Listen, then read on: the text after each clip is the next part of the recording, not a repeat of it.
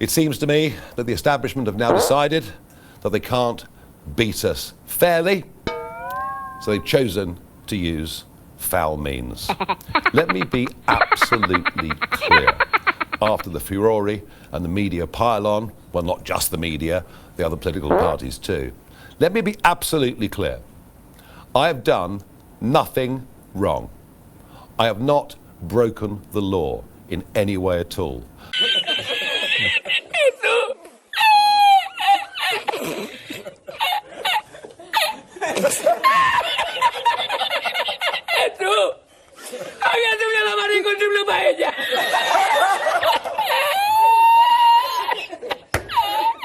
I have not misused public money.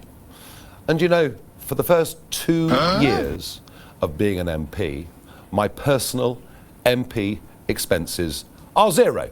Not, of course, that you'll read about that in mainstream media.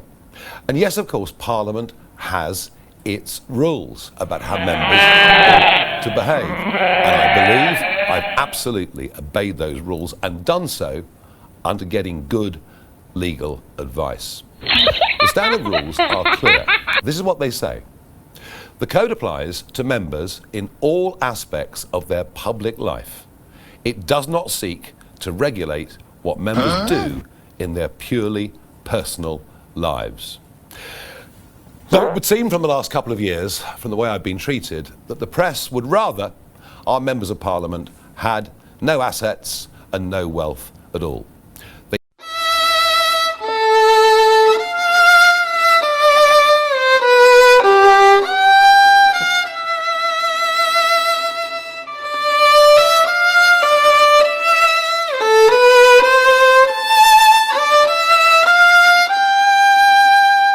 They seem to fundamentally object to any MP that has outside income. Indeed, they view those that have continuing business interests with severe scepticism. Making money is not a crime. Now, going back to the 90s, I was in the commodity markets. I had a very, very good, high-earning career. I gave that up at a huge cost. Being a member of the European Parliament for 20 years cost me a huge amount of money. But I did it because I had a goal. I had a goal and a belief that we should leave the European Union, get back to being a self-regulating nation that makes its own laws, charts its own destiny, and among other things, of course, controls its own borders. We might not yet, 10 years on, have reaped as many of the benefits as we ought, but one day I believe we will.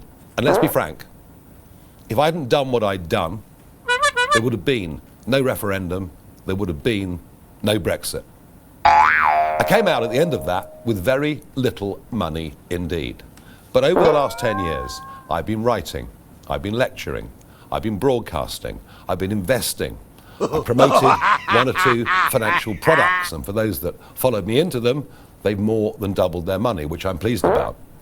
I also worked extensively in those years of 2021 to 2024 as an influencer with over 7 million followers on social media. So yes, over the last 10 years, I have financially done well, but that of itself should not be looked upon as a crime. And yes, I had the equivalent of a lottery win, a large personal gift. And I'll come to that and the details of that in just a second. The really big question that I want to pose is, do we want leaders that know how to make money? Do we want leaders that have run businesses, employed people, and understand how the world works? Well, I'm going to argue today, we absolutely need successful people from all walks of life, but particularly from business and industry. We need them not just in Parliament, we need them in government if we're even going to have half a chance of turning around the dire economic state this country now finds itself in.